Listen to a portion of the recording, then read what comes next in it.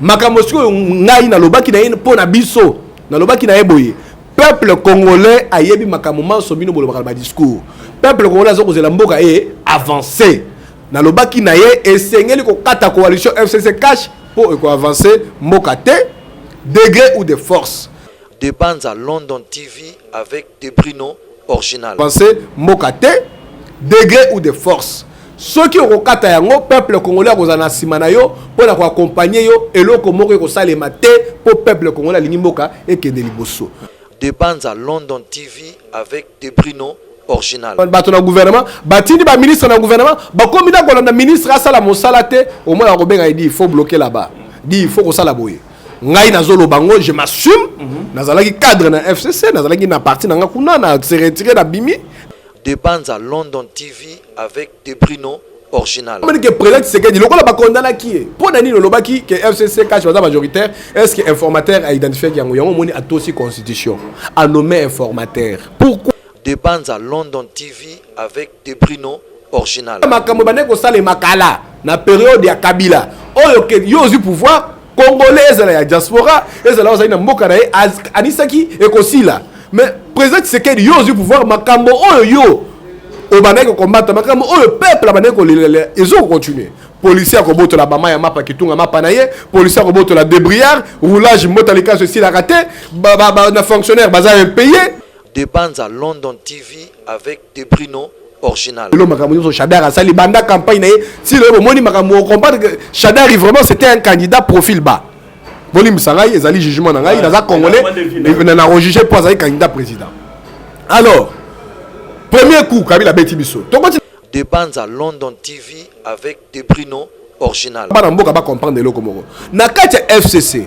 biso ba partir sur tokotaki kuna tozalaki na makita moko tokotaki makita likitezalaki nini lokola Kabila azalaki na contrôle ya ba pouvoir ya l'état Seni Corneille Nanga na ba magistrat tchaki na justice ndenge boyokaki ba dénonciation ko sala manasima des bandes à London TV avec des Bruno original pour la Kabila ya za autorité morale Joseph Kabila pèse sa pouvoir na batu na ye apesi pouvoir na ba coordonnateur ya FCC bakingani basongolo par la ba comme na bango je me trouve pas donc invité à les citer bato wana boyebi ce sont eux qui ont fabriqué les députés que nous avons donc bazara nommé ba député autoza na bango d'abord bazara député nommé sur le plan non réel des bandes à London TV avec des Bruno original c'était est-ce que ba force ka mututo avancer tozali nzela molai mboka Congo sengele ke liboso peuple congolais sengele ke liboso ne président Tshisekedi dans la salle consultation pour na ba o balingi to ke liboso to sangana longo to ke liboso o ba bengi to sala union sacrée pour la nation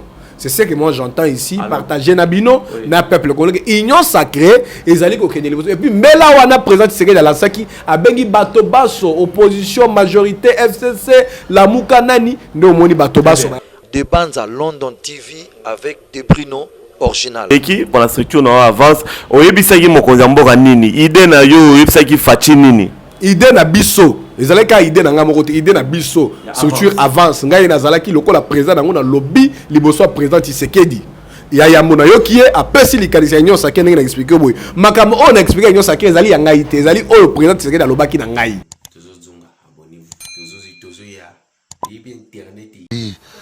babito s'abonner bon désabonner mais bon s'abonner na Dembanza London TV comme on a ma solo ya kitoko bon mon artiste minene ko mama baroso mona vandi awa oyebiki na sutumuki pour Dembanza London TV yango nde makambo yango nde masolo barobi oui ba c'est déjà nango epele oui eza nango mais Dembanza London TV yango ne yeko sukisa baidorozi omona masolo ya kitoko polémique to boya na biso na Dembanza London TV yango ne masolo oyebiki na manyemu non Dembanza tsobona yo voilà mbote na bino batel la biso ya chaîne na bino Dembanza London TV Demel TV Dembanza London TV on a dosenga bo continuer ko s'abonner très massivement avec les boss de Bruno original na Londres qui est le géniteur ya chaîne Nabino Bolingaka Dembanza London TV Debrino original Bambote Belé Sikoza à Londres. Et puis également merci à Julie Castello. Merci à abonné na biso nyonso à travers le monde. Lelo tozo lo banabino tozo sur la politique. Moko na biso Congo ezaro kende wapi. Tomoni Union Sacrée à mon konzamboka oya lansaki pour na acteur politique baya ko s'associer na Union Sacrée pour ba réfléchir pour na ko bongisa mboka na biso et surtout le président Tshisekedi azaki na besoin il y a majorité parlementaire na primature partout à la majoritaire pour aider à travailler bien pour le peuple congolais pour lobby na 2 ans au Sala bandeko ya Kabila ou bien batu ya FCC donc ba bloquer il y a ko sarana te to meka réfléchir na ndeko oyo pas ala qui consulter dans la consultation yé na structure na ye bazala qui consulter na président Félix Antoine Tshisekedi Tshilombo to ko lobela pe marambo oyo Itali ndenge pasteur Ngoimulunda auti koloba pona Katanga o Katanga il fait comme mboka Katanga il faut ba soutenir toujours président Kabila na mwasi na maman Olive Lembe Kabila toro sola makambo anyo surtout Tshombe en son temps na sécession akokaka te est-ce que lelo Ngoimulunda na ba makambo baza osala bakokoka kotika Katanga bakabola Katanga na RDC Mobimba to réfléchir nande kwa mayele kombo na maître Gislain Mwanji structure na kombo nango avance na demande à London TV na si boyebi très bien pour raisonnera bien analysera bien puis réfléchira très bien. Bonne année de Gislain Mwanji. Merci Laurent Fabrice, bonne année na Yopé, bonne année na Balandi Nyonso, il y a chaîne YouTube Nembanza de Londres.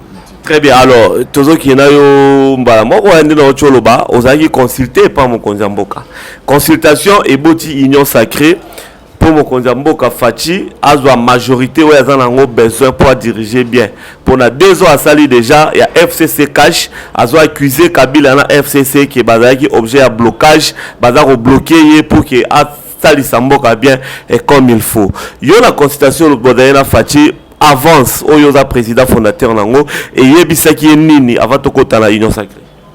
Matondo mingi pona motuna mwana mboka Laurent Fabrice na kanisi avance au tolobaka toujours que RDC avancé tolobaki yango na kombo ya bana mboka neti bino neti bao bakolanda biso ezali po bosenga ya bato nyonso tomonaki ke ba politique ou bien le lenge bako mema politique ya mboka ezali okene toujours dans sens que mboka etele mesika moko to ça la discussion et surtout ba discussion on tour ya nani na tour ya batu bakoma kombo ya Kabila Joseph Kabila satiki bokonzi ya mboka oyo akambi biso pendant plus de 18 ans amebi biso sika oyo ya tiki biso mais bana Congo ba yebike milelo elekaki ebele asali pe makambo mai mais milelo elekaki ebele alors to telebe sika wana Félix Tshisekedi Tshilombo a eu pouvoir pour asala mosala total la paix style na ye Joseph Kabila le bité to sala coalition bayokani basali coalition et sika wana biso tozali avant de lancer moment avance tozalaki pe pene ya Joseph Kabila na FCC tozalaki ba parti na biso tozalaki ba membre ya FCC mais tant automonique likanisi ya ba oyo bazali pemeni ya Joseph Kabila o bazali ko coordonner biso na FCC kozola ba coordonnateur ya FCC ozu ba o ba kobenga ba kasiki ya FCC likanisi na bango ezali o balobaka na lopoto obsession pour na pouvoir pour na bango lokola Kabila tikaki pongi malamu balala raté ce qui Félix Tshisekedi aleki na cortège aleki mabe baleka boité ce qui Félix alobi gratuité ce qui Félix alobi nani nini état d'urgence pour la Covid état d'urgence à violer la constitution mbendana et c'est nous allons kaka mokolo le 24 janvier oh to monaki Kabila na Tshisekedi ba fana iloko la yo nanga nga kutu na yo mois distance pour la Covid bango pena cote bazoko seka wala nde sengo zalaki pe na kanisi sengo kana motema Kabila na Tshisekedi yemoko natali la bato oh nyonso oh balobaka ba lieutenant ya Kabila motema na bango zali sengo te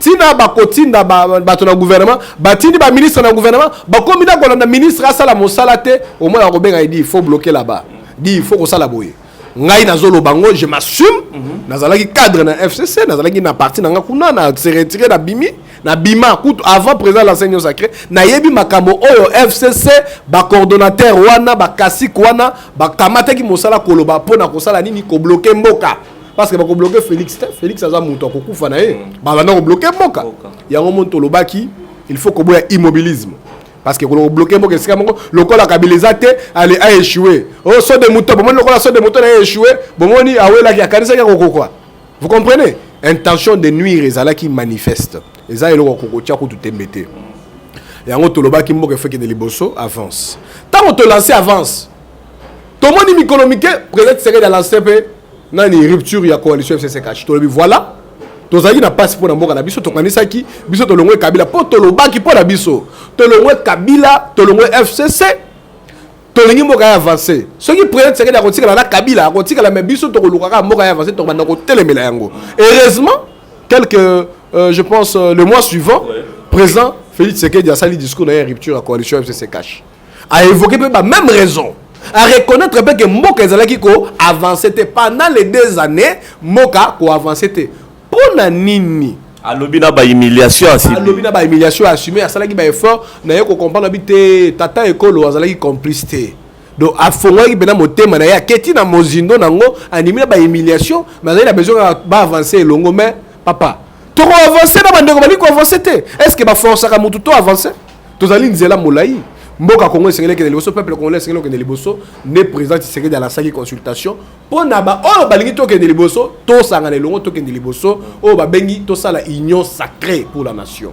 C'est ce que moi j'entends ici, partager Nabino, na peuple congolais, union sacrée, ezali ko kende liboso. Et puis mais là on a président Tshisekedi dans la saki a bengi bato baso opposition majorité FCC la mukanani ndo moni bato baso. Avant to lo ba union sacrée yo kendeki pour la structure na avance oyebisaki mokonzi mboka nini idée na yo oyebisaki fachi nini idée na biso ezali ka idée na ngamo kote idée na biso structure avance ngai nazalaki lokola président nango na lobby liboso président Tshisekedi ya mona yo qui est après si likanisa union sacrée ndenge na expliquer boy makamo on a expliqué union sacrée ezali ya ngai te ezali o président Tshisekedi alobaki na ngai au travers consultation makamo siko ngai na lobaki na yene po na biso na lobaki na yeboye peuple congolais ayebi makamo manso bino bolobaka ba discours peuple congolais azokozela mboka e avancer na lobaki na ye esengeli ko kata coalition FCC cash pour ko avancer mboka te degré ou de force ceux qui ont kata yango peuple congolais kozana sima na yo pour la accompagner yo eloko moko ko salema te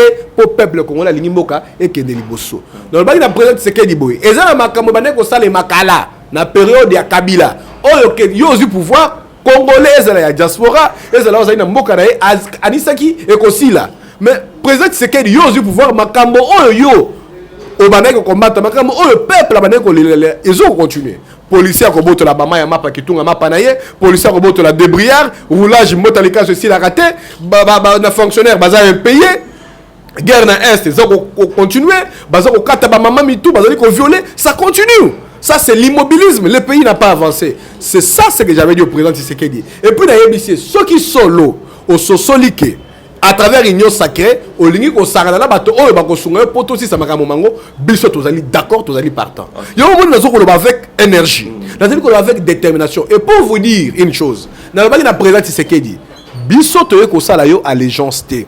Biso toye ko fuka mela yo té.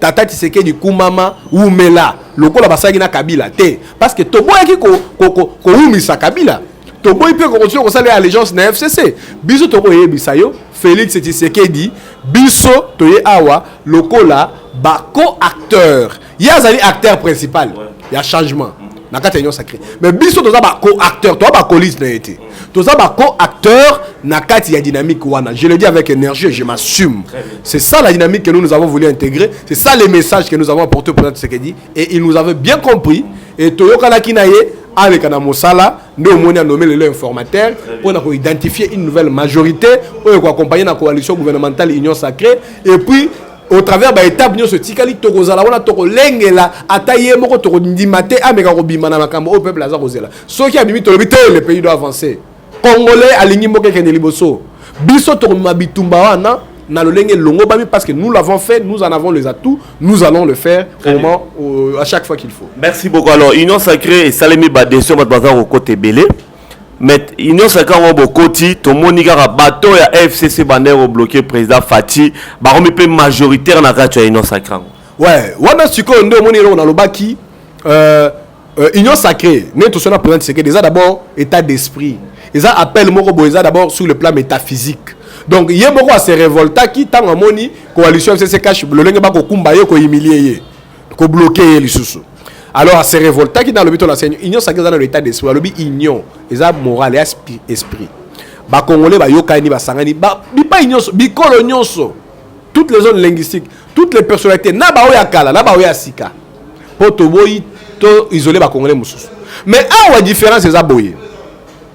Kala Kabila ndazalaka président mboka oyo Joseph yeba taki patron soko tali ata basala ki 1+4 na Mbemba nani Azarias Rouberwa Bazaïdi Ngoma c'est Kabila qui était le patron. C'était l'esprit Kabila, c'est la stratégie de Kabila qui a gagné. Tant que Baye sala élection, asali coalition na papa Gizenga kaka Kabila ndazalaka pas c'est lui le patron. Tant que basali concertation nationale, basali dialogue à 5 ans, Azuba Chibala, Badi Banga, c'est toujours Kabila. Pourquoi? Parce qu'il était le patron de la République. Na minute où le patron de la République, ce n'est plus Joseph Kabila. Le patron de la République démocratique du Congo, c'est Félix Antoine Tshisekedi Tshilombo. Yenda zali visionnaire, ya union sacrée. Yenda zali fondateur nango. Biso ba oyo toye ko accompagner ye, toye ko zalwa ba cofondateur ba coacteur nango. Toko to sande patron na biso. Patron ya union sacrée eza Félix. Ba oyo so ba ye, ba député ba na FCC. Ba d'abord ba député FCC te sengeli toye ba. FCC eza par etikala ko za la parti politique te, etikala ko za la règlement politique. Eza yi loko na eloko moko fantôme. Ba réunion sacrée pesa lelo. Union sacrée eza fantôme te. Union sacrée yoka sikoyo. Yoka eloko tozo kende. Yango moni ba nommer informateur. Informateur, union sacrée ko za la ba bengi majorité parlementaire. Donc informateur a identifié majorité. Yebisanga yi FCC. Est-ce que yo mona ki informateur identifié majorité wana? Eza ki fantôme. Biso tozaka na ba parti politique na biso. Ba bengi biso boya na élection. To sala likopa to bimisa candidat moko Kabila linga tika pouvoir to yembangu premier escroquerie ka basala biso na FCC Kabila kosi na ndako bimisa biso Shadari bato baleli totali bato ya Bwanya bato mayele totali bato ke peuple sera moni ako voter par exemple bato ba matata mponyo bato bayebi na rigueur ngaka sala quand même musala to yebi bato belé musu na kotanga ba komo mingi te pour na peu de publicité mais la quand même Augustin Matata Mponyo parce qu'il a démontré tant on a le Makamou sur Shadar Sali banda campagne si le moni Makamou comprendre que Shadar vraiment c'était un candidat profil bas Bolim Sangai ezali jugement na ngai dans congolais il n'a rejugé pour être candidat président. Alors premier coup Kabila beti biso to continue na FCC to fandi tant to eza politique loko na tozo sola bana mboka ba comprendre loko moko na kati FCC biso ba partir sur to kotaki kuna tozaki na makita moko to kotaki makita likitezela kinini lokola Kabila azali na contrôle ya ba pouvoir ya l'état Seni Corneille Nanga na ba magistrat tchaki na justice ndenge boyoka ki ba dénonciation ko sala manasima yenda ko ko za na moi facilité yako bimisa batu mususu ba parti mususu ba bimisa ba député il fallait que ba parti ou bien ba regroupement yo na kati FCC tozo pe ba député tant to komi na élection lokola Kabila ya za autorité morale Joseph Kabila a sa pouvoir na batu na ye a pesi pouvoir na ba coordonnateur ya FCC bakingani ba songolo par la ba comme na bango je me trouve pas donc invité à les citer bato wana boyebi ce sont eux qui ont fabriqué les députés que nous avons donc bazara nommé ba député autoza na bango d'abord ba député nommé sur le plan réellement et ça ba résultat ya urne té batali kaka wapi azaka célèbre batali ba banda ma député depuis avant ba wapi asolo libyen bazongisi bango batali bon ba règlement politique nini basana ba parti malette yango moni peuple congolais tant bazongisa résultat azoganga lelo bondimi yango metant ozaki kuna bondima ki yango te mais boy na loba ki yango ba émission ezali na sala émission la bande ko na bino moko ya YouTube bosolo ya Congo na loba yango pona ko dénoncer nani fabrication électorale on a dénoncé yango nazaki na FCC. Moi, j'ai toujours été dans la vérité, dans la contradiction même dans la FCC. Le FCC va remettre belé la union sacrée. Na yebisio ke siko o monike 6 mai baluka 9. C'est-à-dire quoi? Bango basala ki ba député la bango fabriquer ba kanisa ke non baza ba jouer baza ba robot ba rolanda bango. Mais même malgré ba bimisa ki bato wana ba congolais batali volonté. Oh Félix Tshisekedi Tshilombo a démontré batali détermination na pour mboka ke ba bité. Malgré nous avons été nommés, malgré la fabrication biso ba BBB. Batali pe à part sincérité babangi pelo komoko wana to bana babangi dissolution po babangi musale kufa Félix Tshisekedi Tshilombo lobaki je n'exclus aucun cas de figure. Ceux qui n'ont eu majorité, tu n'as pas dissoudre.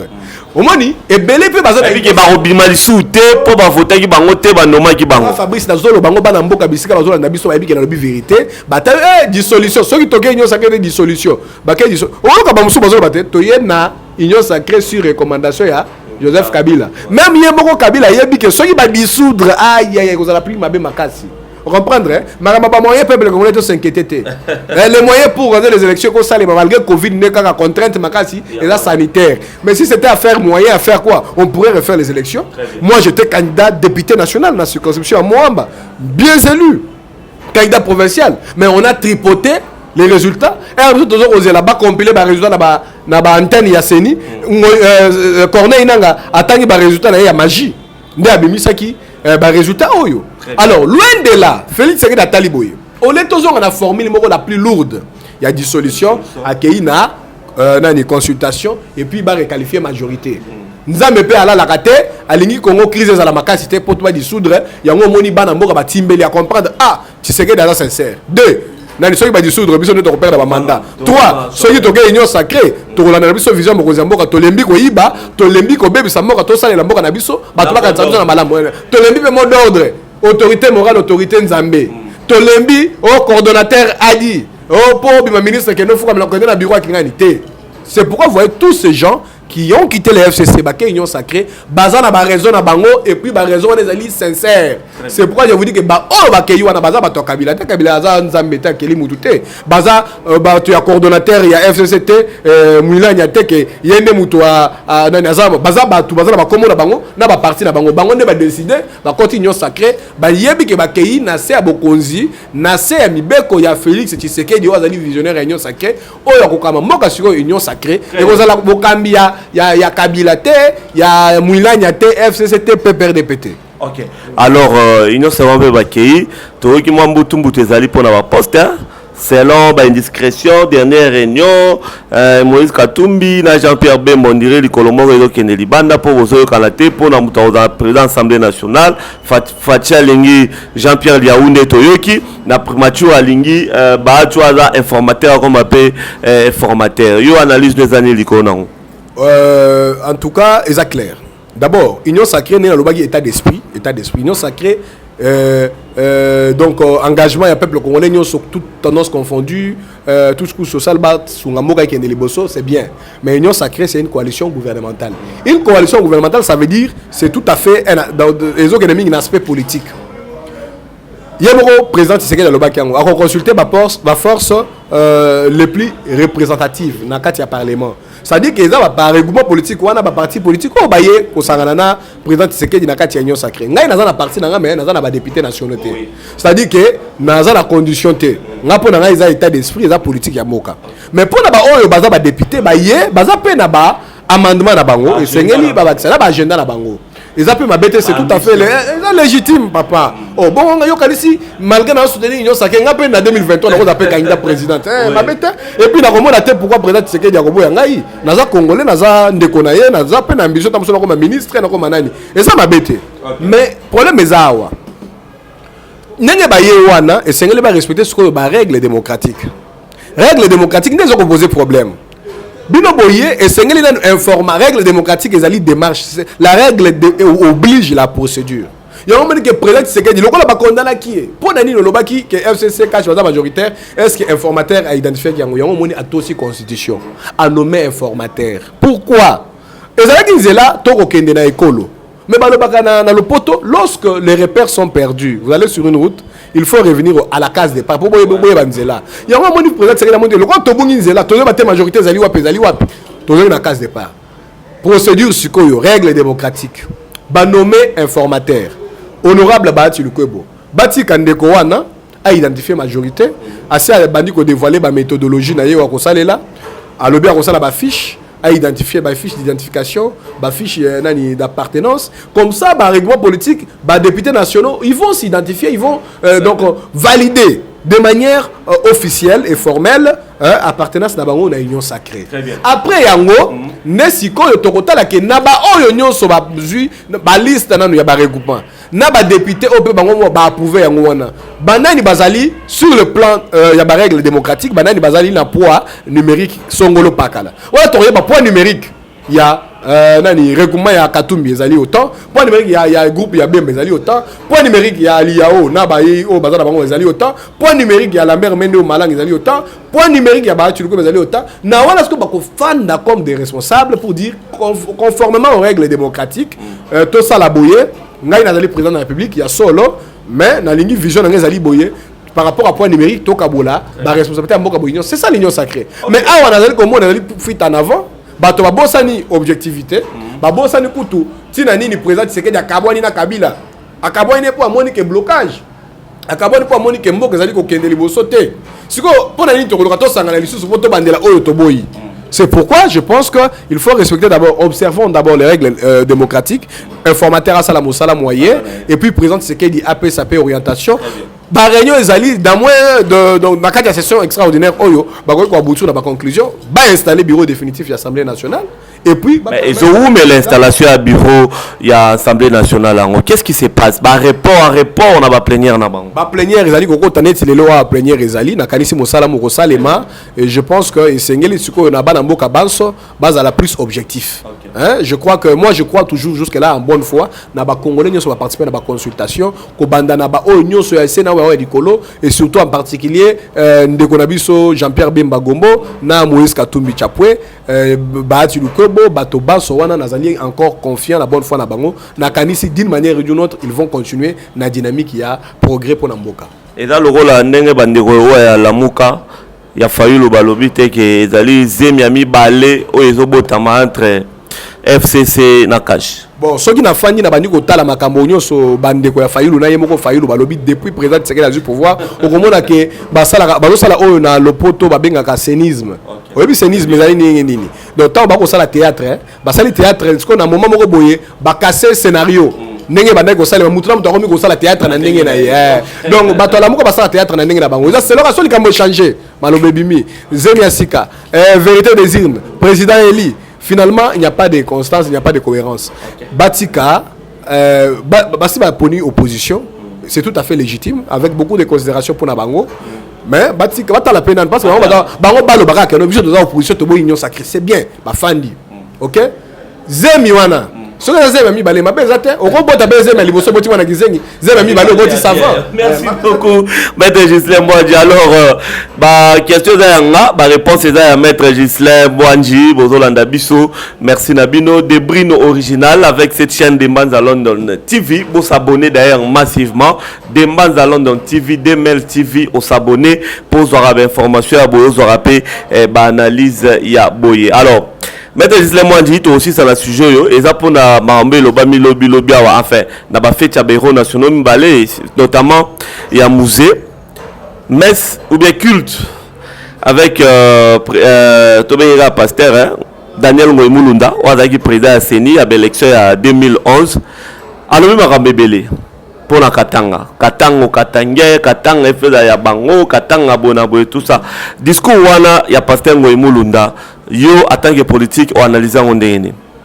Matondo mingi wana na kati église à hauteur d'abord un abengi pasteur pour yemoko depuis qu'à la pasteur abengi pasteur aza pe na batunaye atami balemi sa duto 1000 2000 oyo ba reconnaître il faut qu'on respecte na ranaye azali pe ancien camarade nangai tozalaki na elongo na kati ya regroupement politique to benga ile centre o to sangana ke elongo na ba Germain Kambinga ezalaki pe Ngoimunda na kati na bande komisusu ebele yango nde tozalaki na yango na kati ya FCC to sali ba réunion ebele to sali misala politique ensemble azali pe ancien président ya Seni na kati ya mboka na biso azali pe moko ya salaki action monene parek arme contre $100 alobaka toujours ba benga homme de la paix. Donc pasteur Daniel Ngoimulunda ngai na sala ki effort ko landa makamo manso ya lobaki e bandeli ya matin na ye alobaki yango kazali homme de la paix alobaki ke akoki ko lokate ke mobulo ezala mais na sima ya maloba wana aye ko loba mais soki tozali ko bénéficier respecter ceux qui ba ko respecter Joseph Kabila te ceux qui ba ko tanga boyete atangi makambo belé yango to ko sala boye quelque part na ye ko mona lobi bon ezali bitumba ezala kati ya mutu na lopoto benga ambivalence ou benga conflit de tendance c'est pas ma psychologue au moment na kati ya mutu alinga sala bolam mais même temps tenter sala mabe alors déjà ibandeli azali homme de la paix. C'est bien. Il faut dire le principe à procurer conseil ou bien à revendiquer respect envers le président Laurent Kabila. Même Ngaï, moi, je vais me battre toute ma carrière politique. Moi, je vais défendre Joseph Kabila Kabange. Je vais défendre Félix Tshisekedi Tshilombo. Je vais défendre autant de défendre Lumumba na musée. Parce que Bandeko Bana bazu tango bomo ila bango pona kosala lekolo. Mabena malamu biso nyonso nango. Attendre quoi qu'on a biso azana mabena malamu na kati ndako na ye na bomo ina ye. Nous n'avons pas ici à faire de jugement sur les personnes. Oh azali digne ya ko juger moto mabeto malamu azali nzambe ye moko. Problème ezali kaka que na maloba oyo le pasteur de Daniel Ngoïmou ko bakisa, il y a eu maintenant des menaces insurrectionnelles, il y a eu des menaces sécessionnistes et il y a eu aussi des menaces de rébellion. Ozomona na makamona siko akeyi ko kota na auto bengaka na droit pénal, na droit de sûreté. Ezali ko menacer sûreté ya mboka Congo et surtout quand azalaki na Katanga no mona kelo ka liboso Redoc Aner nde ba interpeller ba sali mandat et na ba information asuka to ka yelobi na butu ba mimi na avion pour akoma Kinshasa pour ba ça la procédure le lenge longo bami. C'est pour dire clair est-ce que ba rochongo pe la flagrance pour la flagrance c'est tout à fait faisable parce que les alliés récents ou tu koloba ba kangi les alliés ka flagrance mais et sengé na ba inculpé et sengé lipé na ni ba entendre et puis batala cheba oui comme devant une juridiction mais c'est tout encore précoce ya kozwa ba conclusion pour na biso na koloba toujours conflit de tendance ne sali ke ba kangaye mais ngai na ko lobanaye lokola congolais lokola ancien camarade na ngai na regroupement politique le centre atika la homme de la paix. Parce que moto azalaka na identité moko akoki kozala sa tongete akoki kozala pe mi ange mi démoté akoki kozala mi paix mi guerre akoki kozala mi unité mi sécession te. Donc pasteur Daniel Ngoïmou en tant qu'ancien camarade na ngai na regroupement politique le centre na kombo ya ba camarade nous na bango elongo na kombo ya bana mboka na bandimi oyo pe bandimi la kamate na yo oyo pe na souvenir ya misala oyo sali pona mboka zala moto ya paix nengo zaki moto ya paix soki maloba mayo bato ba memaki on ndenga mususu nde sali ke bokangama kimia ezala soki ozali poursuivable te ozonga na kimia au continuer c'est tout à fait son droit ya kozala pembeni ya Kabila tout à fait son droit ya ko défendre Kabila mais tout le monde a tribalisme à défendre Kabila comme ancien président parce que moi aussi je défends Kabila mais à défendre te parce que kaka azali kaka ndekone katangé biloko wana te homme de la paix à reconnaître le tribalisme te division te sécession te c'est tout à fait ce que je peux dire par rapport à Kaya Daniel Ngoïmou Luda. Maître Gislain, Toromina Souka, merci. Ozomona lobby à Mbora Biso Nini, na Union Sacrée, na gouvernement Roya, bureau et assemblée à Sika, lobby social à Congolais, en une minute, Ozomona Nini, en tant qu'homme politique congolais. Loko la messager à progrès, na Katia Mbora Biso au travers du mouvement politique dans les centres, Nazali Komo na venir ya Congo, Nanzele à progrès, Soki, président Tshisekedi, Atingami, na boposa malamu wana ya kokene Union Sacrée mais ko bota pe bonya na ba ngonga pe mususu ko meka pe ko kitana se soki baninga mususu bana ba revendication tous à la vraiment union parce que na union il y a des prix à payer il y a aussi des concessions à faire alors le président Tshisekedi a ça la paix ba concession na ba place mususu pour la ba revendication baninga pour union wana eza la concrétiser pour mboka na biso kende libeso nazali komona avenir du Congo ndenge Lumumba alobaka akomaki na mukanda na ya suka alobi l'avenir du Congo est beau. Nazali komona pe ndenge mona Patrice Emery Lumumba monaki l'avenir du Congo sera beau mais na moment oyo biso nyonso komanda na président Tshisekedi na ngai moko awa président avance na yo moko Laurent Fabrice na bandeko bakolanda biso to sala effort ya soit kokita na esika bandeko muso bazali toyokana to sangana bomoko pomboka ekende liboso. Voilà, merci beaucoup Toyokana Mboke Liboso, Balobasuka ya Maître Gislain Mwanji, Oto Yambie, Asali analyse na pour la Marambo Sozo le Kanamboka, Union Sacrée, Marambo Pasteur Ngoy Bulunda, Oto confirmé que à Kangami, donc Nenge Maître Otugoloba, ils vont voir ceux qui vont obtenir devant une juridiction pour qu'il y ait Sambaba condamné ou pas. Donc ainsi va la République démocratique du Congo. Merci na famille Balsomi Mobimba na Poto, hasta Balsomi Mwana bien, maman a dit Maryland d'Adjulciné, Murphy Balsomine États-Unis, Motema Nadia Charme Balsomi et tous les enfants Bambote Sira Bazali, Julie Castellon à Londres, Bambote Belé et puis Yemoko Debrino original avec votre chaîne Dembanza London TV. Merci na Bola Zubisobi Lili, merci na Manassé oya remonter ba image yo, merci na bandeko tout batali biso, bon continuer ko s'abonner na chaîne Nabino Dembanza London TV. Merci beaucoup.